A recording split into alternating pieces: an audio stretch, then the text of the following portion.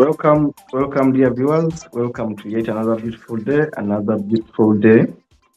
a beautiful show here at Humans TV Africa. Welcome once again to watch yet another series from us, Humans TV Africa. This is Kato Mukasa, your host, and of course, in the studios is Denisi Bongole, who is based in Uganda, and Humans TV Africa is all about showcasing what others don't tell you about Africa, but also it's all about informing our people about so many important things they need to know, but also empowering them to be able to do better than what they're doing today, but also connecting Africa to the rest of the world. So we want to empower, we want to connect, we want to educate, we want to be that bridge of reason, rationale, and we make sure that at least Africa continues to move forward. Now, this is Humans TV Africa. Of course, Humans TV Africa, by the virtue of our name, we are humanists. And if you happen to Google, if you're watching us for the first time, I want to request you to subscribe to our channel. It's called Humans TV Africa. Our Facebook page has the same name, Humans TV Africa. And of course, our YouTube channel is Humans TV Africa. This is a TV station that is online, and the intention of starting this TV, among others, was and remains to educate each other. Remember, we always say that we learn from you as you learn from us. I'm a student in the school of life. I always say I'm a student in the school of life, and I keep on learning from you. I keep on learning from everyone as I try to share what I know about life and so many other things. Now, we exist to learn from each other, but also we exist to share information which we know is verified, which we know is true, to share this information with you, because our intention is to dispel mythology. It's to dispel superstitions. It's to dispel dogma. We want to get rid of dogma, the dogmatic way of thinking, doing things in Africa.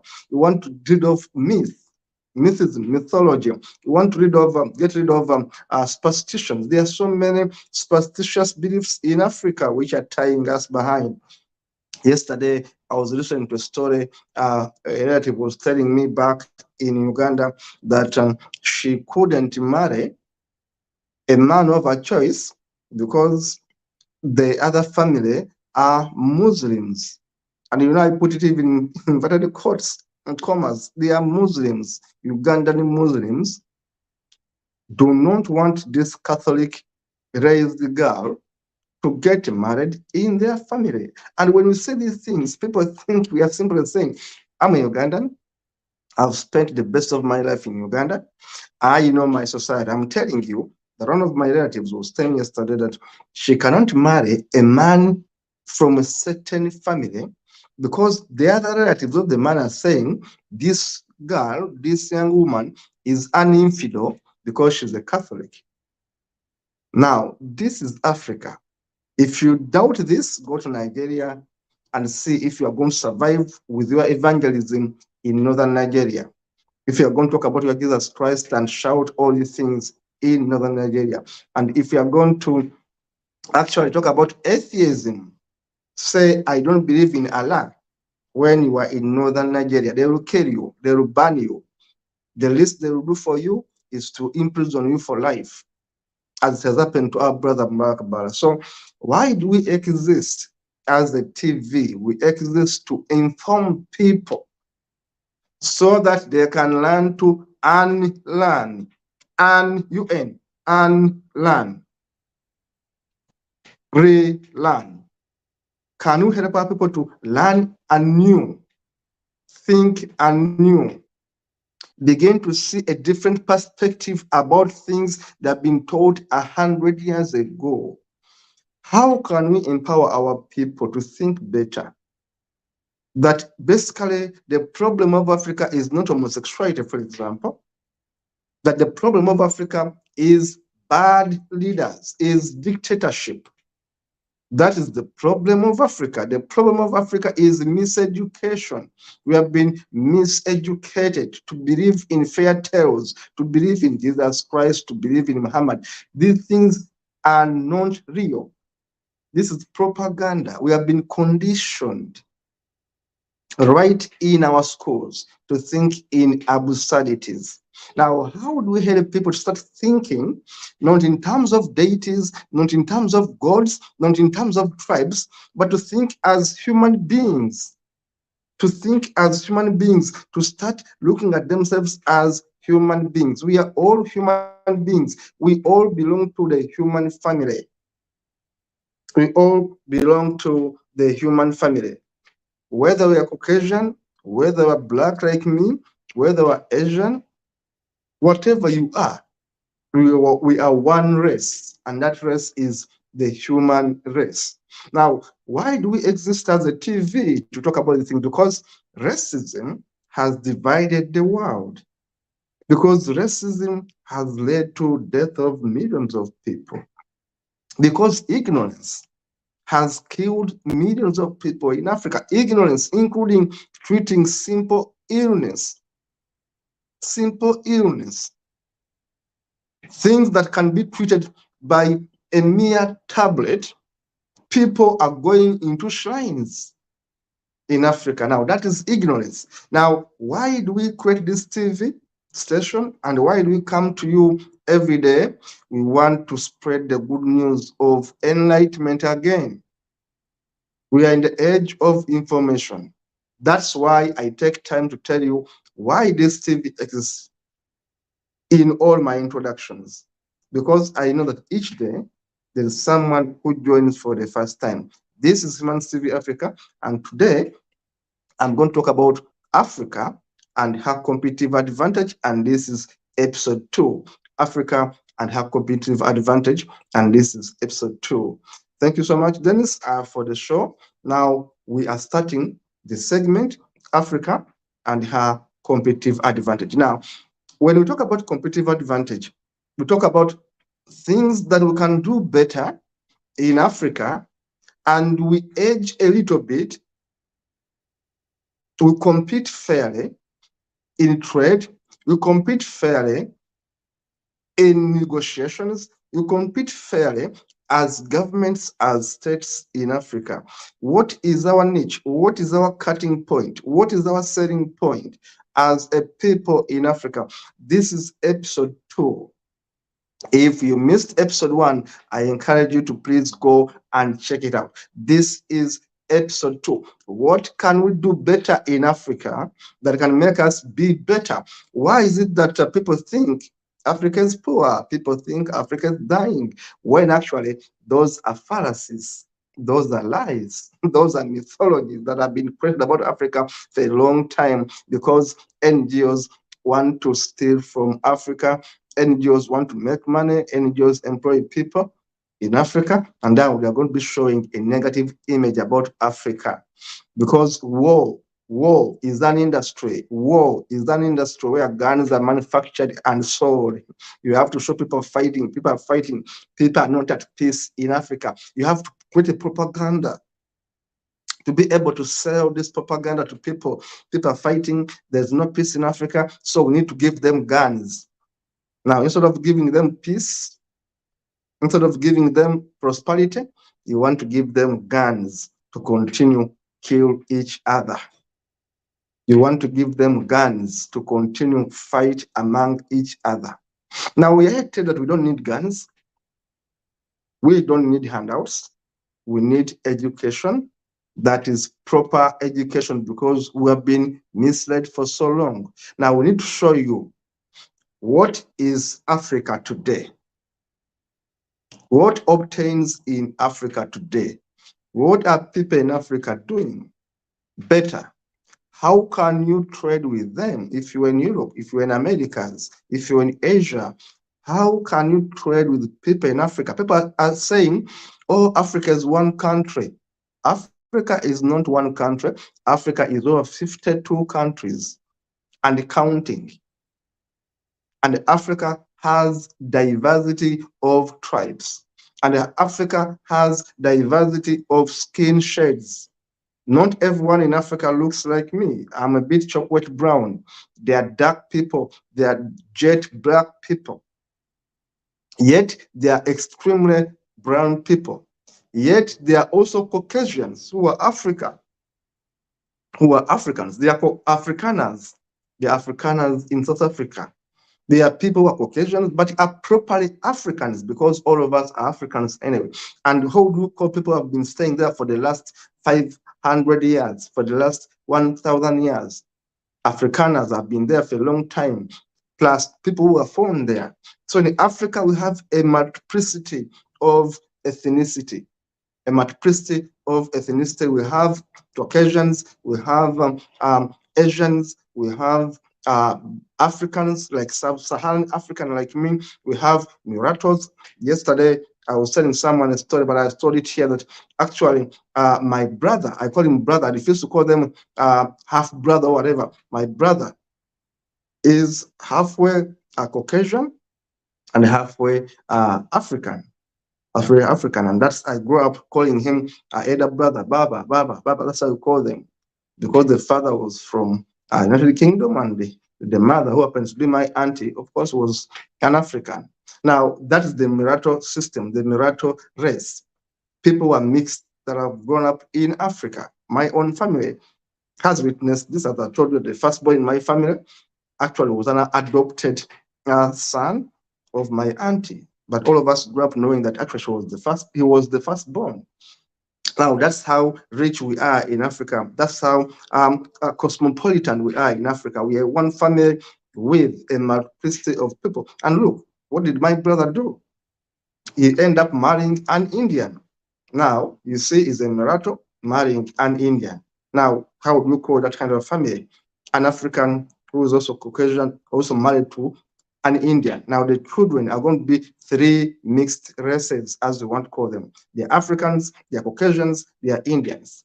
That is my family now. Now it shows you a connection we have as people in Africa. We are diverse. You are going to find the Caucasian is home. Linda was home. My sister Linda was home. You are going to find an Asian, they are home.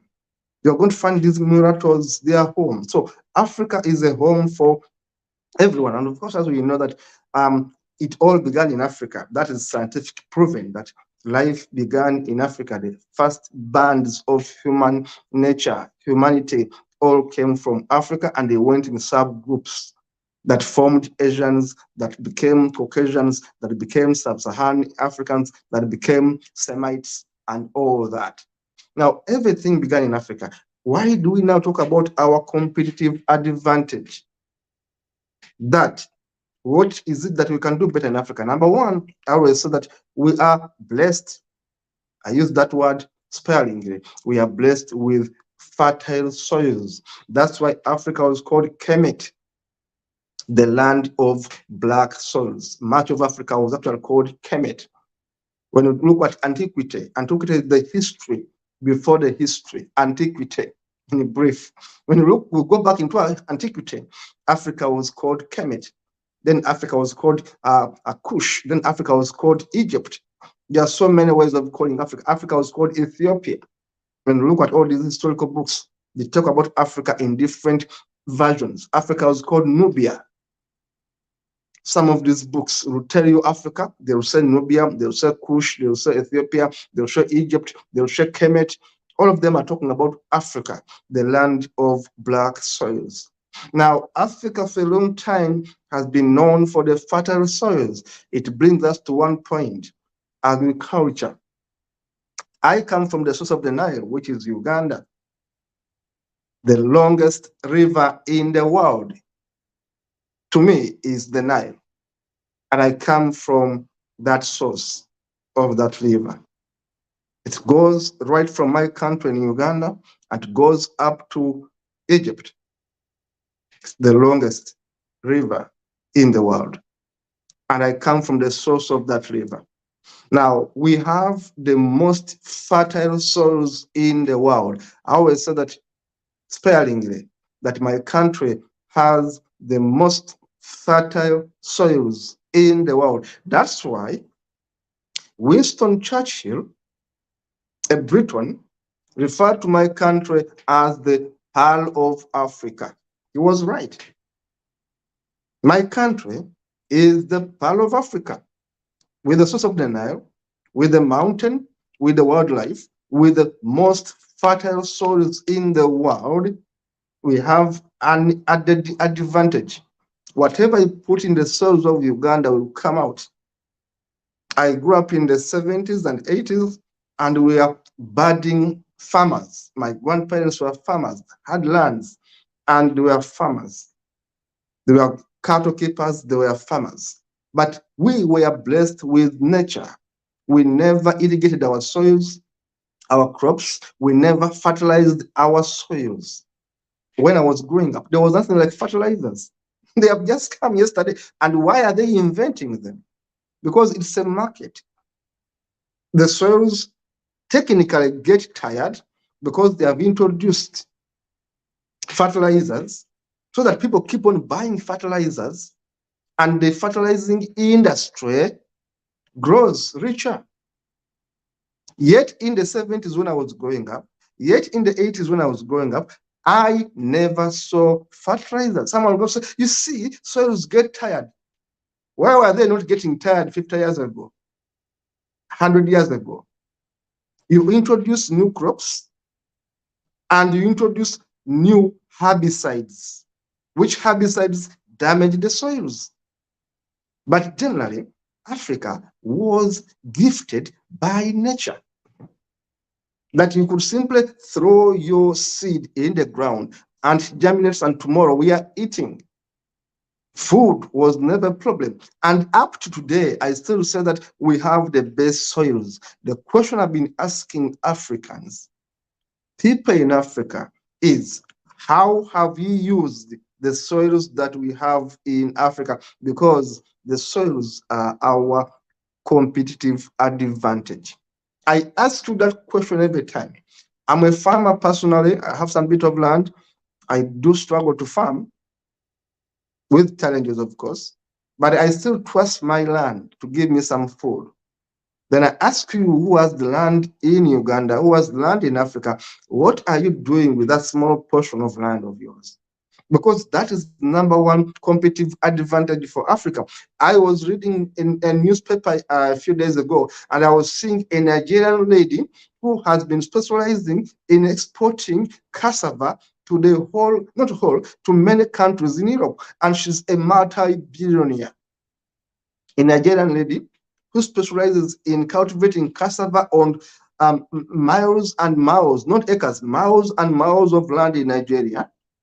And she's exporting cassava to many European countries. And she's damn rich. She's employing thousands of people. Now, that is the competitive advantage of Africa. Unless we realize that agriculture is not bad, we won't move forward. We must realize that they miseducated us to think that we must study, become lawyers, become administrators, and work in offices. That therefore, white-collar job is the way to go. White-collar job is not available anymore. There are very few white-collar jobs. Yet our land is looking at us. Yet our fruits are looking at us. Yet our vegetation is looking for us, and that is money. Before we talk about minerals, what have you used the land that you have by nature, the land gifted to you by nature? I want to use this television to encourage people to go back to farming, because this is where our competitive advantage is. In the UK, a small box of bananas, which has about 20 fingers, costs 30 pounds. A small box of bananas, which has about 30 fingers, 30 fingers of matoke, 30 fingers of matoke are going to cost you 30 pounds. It means that each finger of matoke is going to cost you £1. Now calculate that back home in Uganda. Now, the guys who are able to export these bananas to Europe, who have the licenses, are making money. An avocado, a small one, goes for £2. And where do they come from? We all know where they come from. Now, why don't we grow these things where we have a competitive advantage? And all of us have been trained to think that we are going to work in offices. Yet we leave our lands idle, unattended to, and actually we sell our lands.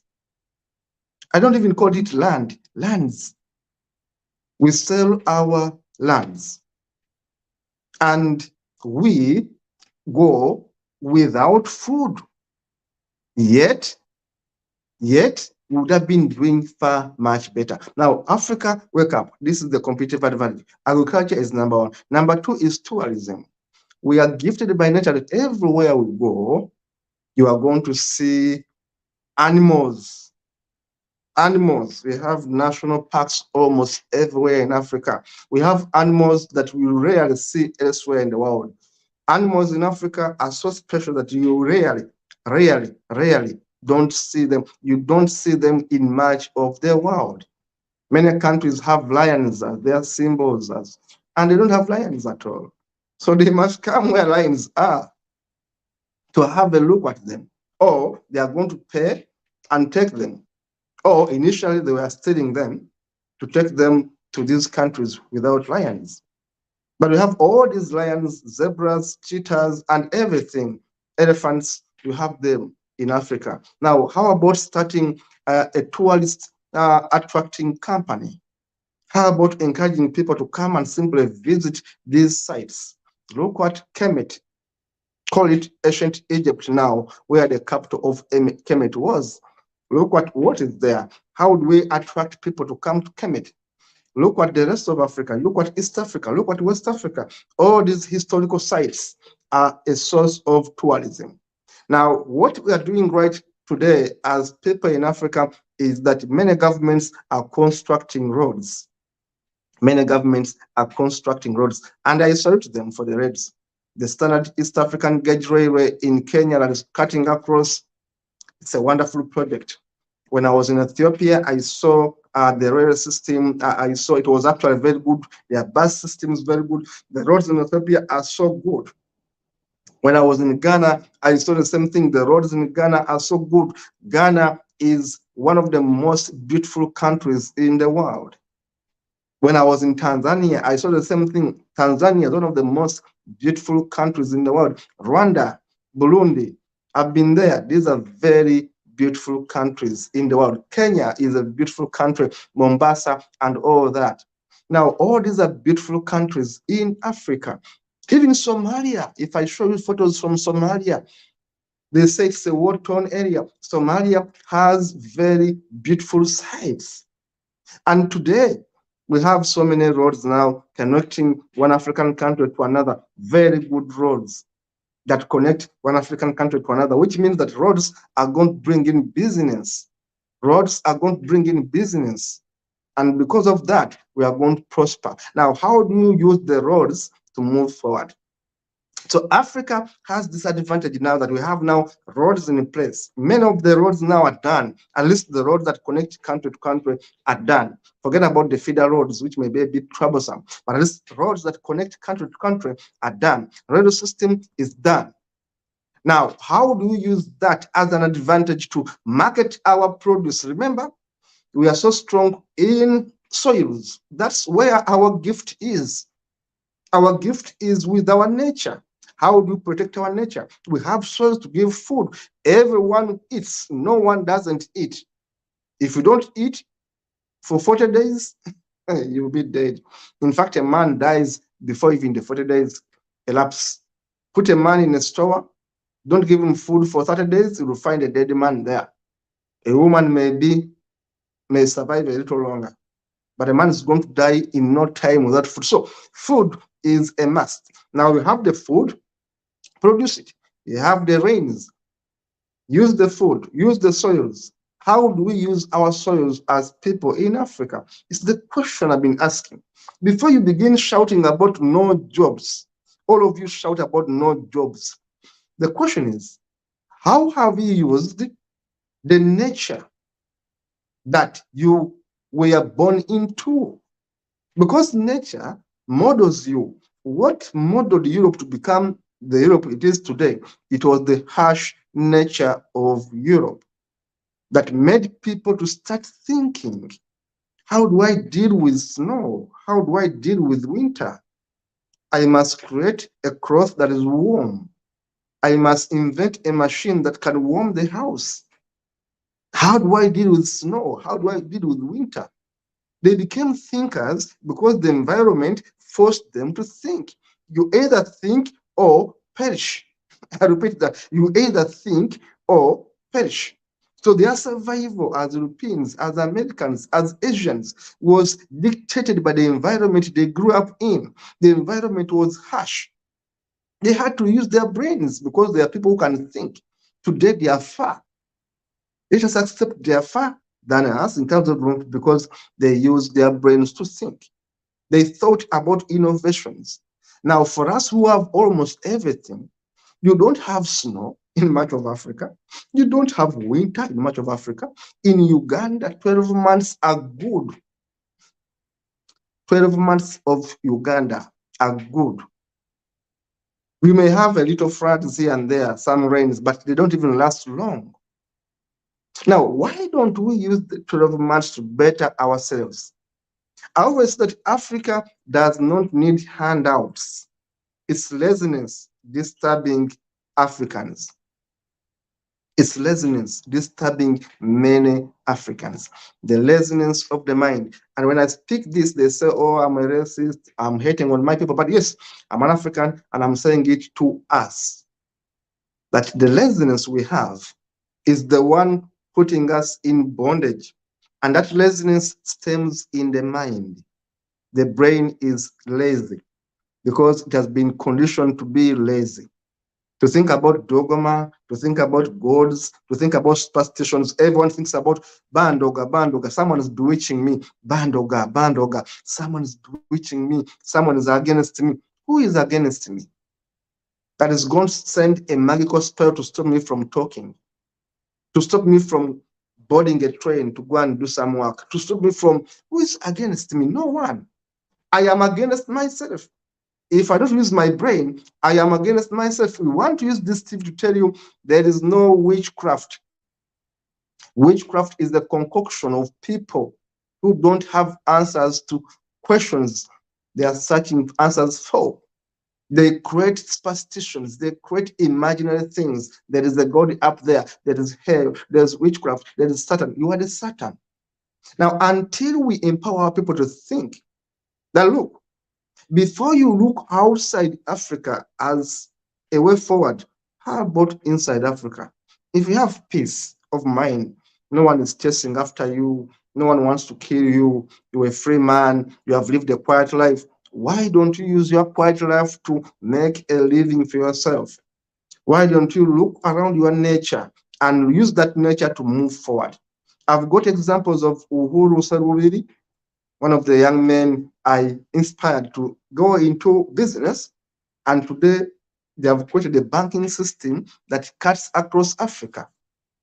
One day I'll be able to host him here and be able to see him. Joseph Uhuru Serubiri and Johnny Kiwanuka, Ugandan's young men, engineers by training from Chambago University, have created a banking system that cuts across Africa. And they are registered right in England as one of the headquarters offices of their company. And the company began right in Uganda. And they began through rabbit farming. They began through rabbit farming. These are engineers. Serubiri is a chemical engineer. The other one is a mechanical engineer, electrical engineer. But they stopped the engineering and went into IT and started a company that was helping to take stock of animals using the rabbit as a model. Then from that company, they started the Americaba company, they registered in Uganda. Then they went high tech to see how do we empower people using online banking. 2 Ugandan engineers, barely below 30, have a company now that is feeding almost the entire Africa today. They are thinking outside the box. They are engineers who don't think they are going to do engineering anyway. Now they are using their brains to go into IT to make money. Now, these are things we want to tell people in Africa, that stop looking from outside, look from where you are. Wherever you are, you can make that money. Wherever you are, if you are well intentioned, you can make that money. Now, look at the competitive advantage. Number 3, the young population we have in Africa. People are young. Many people are below 40 years. In fact, 60% of people in Africa are below 60 years. Google it. 60% of people in Africa are below 40 years. In fact, majority of people in Africa are below 30 years. Uganda alone, about 70% of the people in Uganda are below 35 years. 70% below 35 years. Now, how do you use the advantage of a young population? You encourage them to become industrious. You encourage them to become industrious because that's the time to work. You can't be 50 and you are still thinking of running around. You can only do that between 15 and 35 because you have the energy going for you. So how do we encourage young people to be industrious in Africa when we have the majority of them thinking? How do we get them off sports betting? How do we get them off drugs? How do we get them off gambling? This is why this TV exists, to tell you what we can do to get ourselves out of poverty, to stop religious nonsense that was given to us by our ancestors. Remember, we have traditional religions. Never look at Christianity alone, Islam alone. No, we have traditional religions. We have shrines right in our homes. That is dangerous. Shrines where you get your money and take sacrifices. That is dangerous. You don't think enough. You think in witchcraft. You think someone is against your life. No one is against your life. You are against your own life. Where is the advantage of Africa? Our agriculture, our nature, our wildlife, our good roads today. And to make it, crown it all, our young population. This makes us better as people in Africa. Dennis, let me invite you, my brother, in the 17 minutes I have left. Please run, the slide is very fast, brother. Run them very fast so that I don't go beyond the time. Let us look at our advantage in photos. Then, please. African competitive advantage in photos. Look at Lamu Island in Kenya. Very beautiful. I've been there. I've been to Lamu in Kenya. I can assure you, Lamu is beautiful. Dennis, please run very fast, brother. Run very fast. I want to be in time. You look at Banana Island of Nigeria. The Banana Island of Nigeria. You look at it and you know how beautiful, how powerful we are. We are. Robben Island of South Africa. Look at Robben Island of South Africa. This is where Nelson Mandela was arrested for 27 years. Look at the culture, the Toposamen tribal body marks. Some people actually want to go and touch them. That's culture. That is culture. Then let us move on, brother. Let us move on. Yeah. The Kushite and Nubian civilization of Ethiopia, Somalia, and Sudan influence on Kemetic culture. When I talk about the Kushites and the Nubians, we're talking about the Ethiopia of today, Somali, Sudanese. That culture influenced Kemetic culture. Yes, Kemetic culture. So when you look at that, go to Africa, find this culture there. The Mummy King of Tutankhamun, one of those mammons and the mummification of that. When you go to Africa, you're going to find out about these libraries, learn civilization history from Africa, go to Egypt, go to Uganda, go to Kenya, go to Ghana. You're going to learn about our history. King Ramses III, between Horus and Thetis, one of the statues you're going to find in Africa. You're going to see all the things when you go to Africa to visit. You're going to learn this. Learn about the mummification process. How were they able to preserve bodies for 3,000 years? Can the bodies really be preserved for 3,000 years? Different shades of people in Africa. Thank you, Dennis. That was a good one of merging these ones. Yes, we come from different tribal ethnic backgrounds. Some of them are dark, others are jet dark, jet black, like this one. You may think that there's a paint on her, but she's not painted, she's black. Now, this is how life is in Africa. I grew up in Africa, and I tell you, I enjoyed Africa. Look at the nature, look at the kids playing. It's all African. The environment is still African.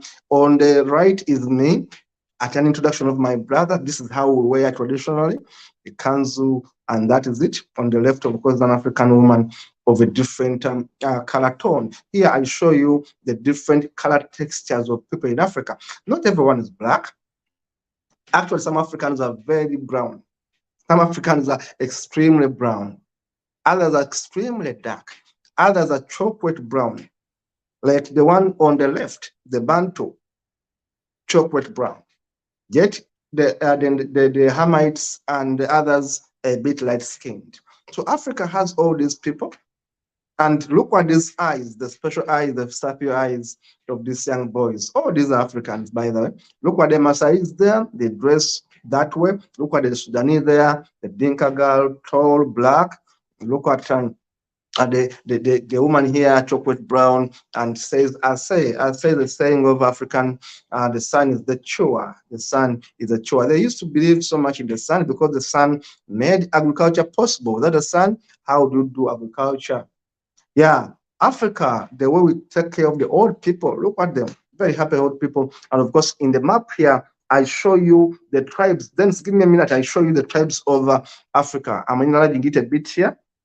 I want to show you the tribes of Africa. In Africa, we have Arabs. Arabs are part of Africa, but in a place called, a region called the Maghreb region. We have the Sahrawi, we have the Tuareg, we have the Tubu, we have the Sara, the Fura, the Hausa. These are all in West Africa, the Fula, the Mosi, the Fulan there, the Kanuri there, and of course the Zande in Central now. We have the Central, in Central we have the Zande, the Banda, the Dinka, the Baya, the Ngara, the Budu, the Telogo, the Moro, the Kuba, the Congo, the Ambudu there. And of course in East Africa we have this, the Kamba, of course, there in East Africa. We have the Bemba, the Chwa, the Mukua, the Yawo. Of course, they have the Ganda there, the Tonga, the Shona, the Marawian. And of course, we have the Ganda. Of course, I've said talk about the Ganda. We have something in the south. We have the Swana, the Namakoe, the Afrikaner. I talked about the Afrikaner who are actually Caucasians. We have Dosha, we have Soso, Zulu, and many others, Songa and others. Matebele and others. That's the map of Africa. Thank you, Dennis. Map of Africa. I was showing you the advantage we have. We have different tribes. I grew up in an homestead which resembled the one on the left. One of the homesteads I used to go to when I was in holidays among my grandparents was resembling this.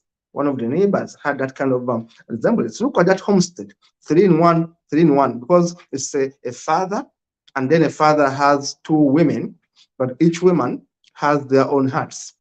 Alternatively, a father may also have sons who have built in the same homestead. That is Africa. That's how Africa used to be. Anyway, and you can see the structures are getting modified each day, each day, each day. Then set us rush, brother. Yes, Africa. I want to show you how people struggle in Africa. It's not all rosy, I can tell you. Look at the left. Look at that lorry. Look at that truck. Look what the people on that truck, maybe they're about 60, maybe 50, maybe 40. But look at the risk these traders go through. I tell you, there are traders who go onto those trucks each day to do trade in Africa. But look at the woman on the right. Look at the woman on the right. This is an African woman thatching a house, roofing a house. African women are not to the people, I can tell you. They are hardworking. Look at this African woman building her own house. Now, on the left, you can see that Dinka lady there with marks. These are from Sudan. On the left, right, you can also see the same now being improved as a queen, you know. Yes, then let us continue. Let's continue. Then, yeah, Africans are from different backgrounds. Of course, the Aborigines are also part of people who came from Africa, of course. You can see the air is different. It's like Caucasian. She has a different kind of DNA. Look at the food we have. This is the food we have in Africa. We have beans, fresh beans. We have rice. We have maize. We have cabbages. We have all those things. We have enough food in Africa. Thank you, Dance, for that. Of course, the farms, our farmlands are actually good. We have big lands where we can grow food. I always say people, let us grow our own food. Look at food here, fresh foods from our soils. Let us grow our own food. I've been encouraging my people, our people, countrymen and ladies, let us grow our own food. Let us grow our own food. Now we have roads. These are very good road networks in Africa. These are roads actually in Central Africa. Then continue, please, with the roads. Central Africa, North Africa, I've brought you roads from all over. Cameroon, road connecting with Nigeria. You can see the road is so good. It means you can do trade. These are roads. Then continue. Roads being constructed in Togo as I speak to connect Togo and the neighboring countries. These are roads I've been doing research to show you that Africa is not dying. Africa is not dying. Abidjan Port in Cote d'Ivoire, Abidjan Cote in Cote d'Ivoire, developing, doing trade, linking Cote d'Ivoire with other areas in the region. Now look at this beautiful road in Nigeria, linking Nigeria to the neighboring countries. The new Yenagoa City Road. Look at the road and look at the environment. Look at the soils. I always look at the soil. I tell people, look at African soil. That's where the gold is. The Sabagama Ekroma Road, again, somewhere in Nigeria. Look at these roads and look at the land available. The free land, free green land, healthy green land. How do we utilize this land? Look at Mombasa. I've been to Mombasa, lively place. Look at Mombasa terminals. The Mombasa terminals, I mean the trains, the buses, the roads in Mombasa, Kenya itself, the roads connecting East Africa. Kenya is doing extremely well when it comes to the road network. Why don't we go to Kenya? Kenya is going to connect you to Uganda, to Rwanda, to Tanzania. Kenya is the gateway for East Africa. Let us go to Kenya. Look at Kenya's Mombasa. Look at the Mombasa port. I've been there. It's a beautiful port, beautiful place where all these things are shipped, dock, and goods are exchanged. This is Kenya, beautiful country. Why don't we go to Kenya? Kenya is one of the biggest economies in East Africa. I encourage people to go to Kenya and do business in Kenya. Kenya is a gateway for lots of trade. You know, the Kenya Airways is a very good place. Of course, I've been to Jomo Kenyatta Airport several times. I know what I'm talking about. Kenya is doing extremely well when it comes to tourism, and the infrastructure is marvelous. Of course, this is still Kenya. I'm showcasing Kenya today. Look at Kenya and how beautiful Kenya has been. It's a good time. You know, the ports, the waters, you know, everything has been good for Kenya. Wildlife in Africa, I want to show you what happens. When you go as a tourist, be prepared to find animals in the road. They are trying to cross. Be prepared to find elephants, cheetahs, all these things, all these animals come freely. They move freely, so you have to drive slowly. You see, I took these photos from a documentary I was watching about Africa, and the animals surrounding the car where tourists are. This is a lion surrounding a car, but the man was up on top of the car and was safe. And the other man was taking a video. So animals are going to be there. They are friendly sometimes if you are also friendly to them. Look what that exodus of those animals crossing in East Africa, crossing from one area to another. That's exodus. When you go there and watch them, believe you me, you are going to leave Africa with a new insight about Africa. You're going to see life. Africa is not dying. There's a lot of life in Africa. You're going to love Africa. Look at how they are treating animals.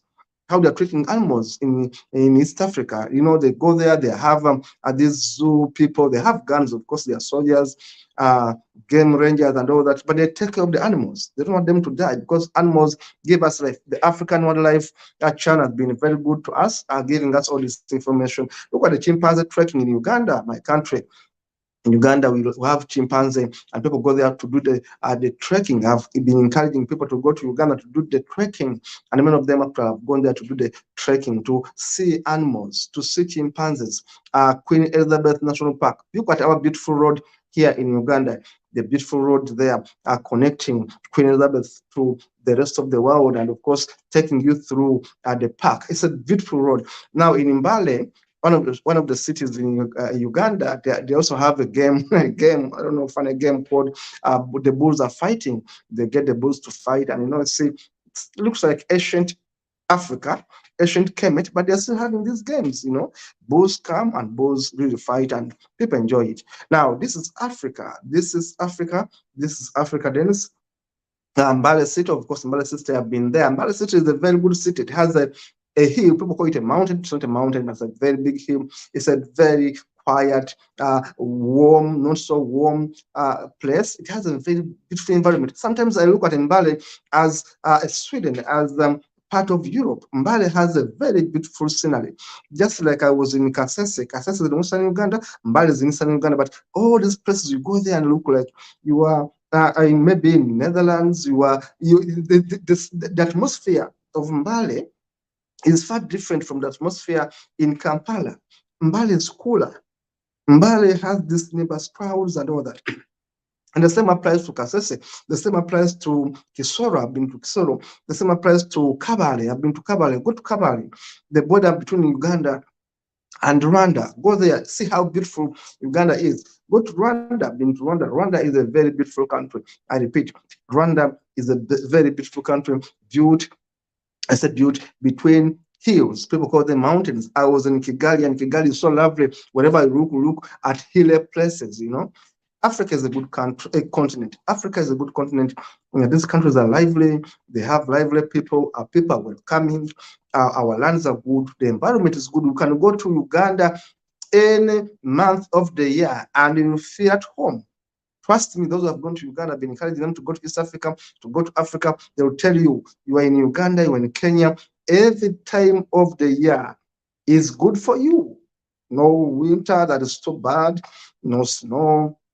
Of course, we don't have floods much of the time. There are instances, like now in Kenya, some parts which are having some bit of floods, yes, but these are not a common occurrence. They happen once in a while. So this is Africa, and we tell you where is our competitive advantage. Number one, agriculture, because we have the best lands in the world. So how are we going to utilize land? We are going to encourage you as people in Africa, please, can we give farming a chance? I'm going to call upon the governments of Uganda, the governments of Africa, please, can you subsidize farming? Thank you so much for this show. It is part 2 of Empowering Africa, looking at the competitive advantage of Africa. This is part 2. We shall be back with part 3. Look forward meeting with you. Stay safe, stay happy, and stay up to reality. This is African TV, and this is Katom Kasa signing out. Thank you for watching. See you in the next one.